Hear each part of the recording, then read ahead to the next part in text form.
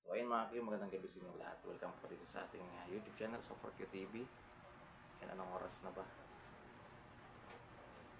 12:38 AM na po. Yan. So, madaling araw na to guys, kasi AM na. So ayun guys, napanood ko po yung kapatid ni Sir Jimmy Pascua na si Sir Norito Pascua.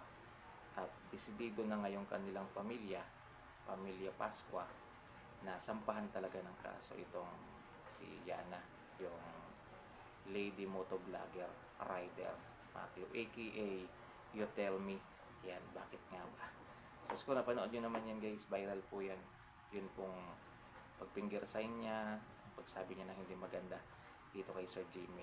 So yun, nakahanap po siya ng katapat, kasi hindi naman pala biro yung pamilya ni Sir Jimmy Pasco guys. At yung pick up na nilalait itong si Yana motovlog ay panghakot ng palayo ng mga graba, mga ginagamit ng palayon sa paghahakot ng mga gamit doon sa kanilang farm, mga. So yun guys, sabi pa ni Sir Norlito Pascua, kahit mag-public apology pa si Yana, ay wala na yun, wala na magagawa yung mga public apology na yan. O kahit maghingi pa siya ng sorry personal, ay wala pa rin magagawa, kasi desidido na yung pamilya nila na sampahan talaga ng kaso itong si Yana motovlog, mga kayo. Kasi sabi rin Sir Norlito Pascua ay na-expose na rin yung kanyang kapatid, yung kanilang pamilya. Siyempre damay-damay na, 'di ba? Siyempre kilala naman sila sa lugar nila, mga kayo. So parang kahihiyan na rin yung nangyari, kasi sa mga sinabi kasi ni Yana motovlog, yan, hindi maganda yung mga sinabi niya guys. Yan, kung napanood yung video na yon, so hindi talaga yan, nandun yung sasabihin kang sinabi pa ng babae na sasapakin, ganyan, tara sapakin natin, parang ganon. Tapos may mga sinabi siyang mga hindi maganda guys, basta. So siguro kung ako sa kalagayan, kung ako rin sa pamilya ni Sir Jimmy Pascua, tutuloy ko rin yung kaso, di ba? Parang siyempre kahihiyan yun guys. Kumbaga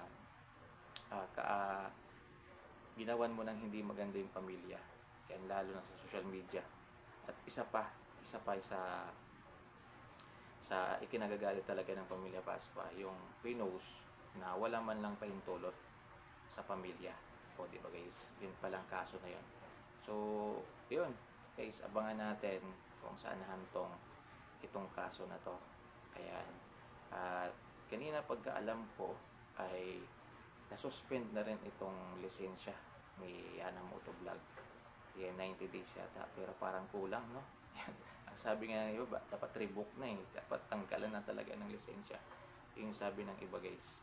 Yan, pero wala, ano lang, siguro yung sanction sa kanila guys, sa kanya ay 90 days na ano muna, suspend yung mga lisensya.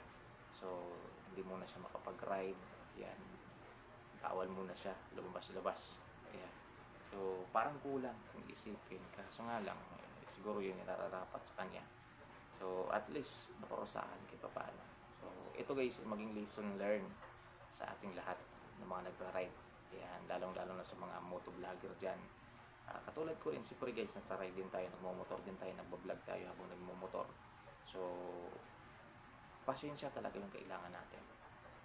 Pag nasa kalsada tayo, kailangan talaga yung pasensya natin mahaba. Ayan. At kapag may problema tayo guys sa bahay, iwan natin sa bahay, huwag natin tayo sa kalsada, kasi marami tayong mapapahamak kung yung problema natin dinadala natin sa kalsada. Pwedeng ikaw yung mapahamak, pwedeng may mapahamak ang ibang tao. So yun guys, yan, magsilbing aral to sa atin na huwag pairalin yung init ng ulo, yan, kapag nasa kalsada tayo. Yan, kasi dalawa lang yung pupuntahan natin, kung hindi sementeryo, kulungan, diba? Yun lang, kung hindi, tatlo pala, kung hindi sementeryo, kulungan, o di kaya ospital, yan, gastos. So yun guys, itong nangyari na to ay magsilbing aral, lesson sa ating lahat ng mga nagra-ride, na pasensya talaga yung kailangan natin pag nasa kalsada tayo, kasi marami tayong may encounter na hindi maganda. Yan. So kung mahaba lang sana yung pasensya ni Yana, eh hindi nangyari yun. Siyempre guys, siya na yung mali eh, nag-overtake siya sa maling side, tapos wala pa siyang side mirror, yan, tapos nag-finger sign pa, yan.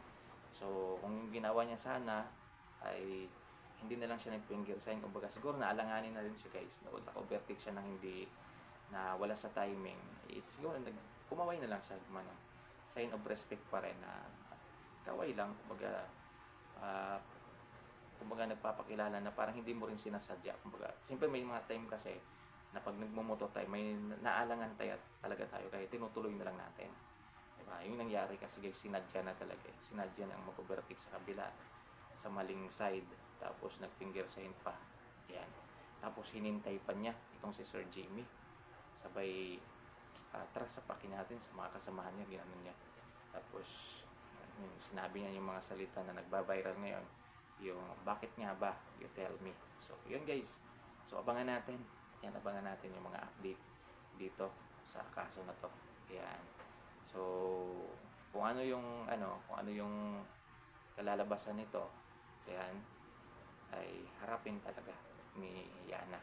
So wala na siyang choice, kasi ano siya, kumbaga vlogger siya, influencer siya, so kailangan talaga harapin, hindi niya pwedeng takbuhan yan guys. So yun lang guys, at maging lesson sa ating to lahat. Maraming salamat and good night.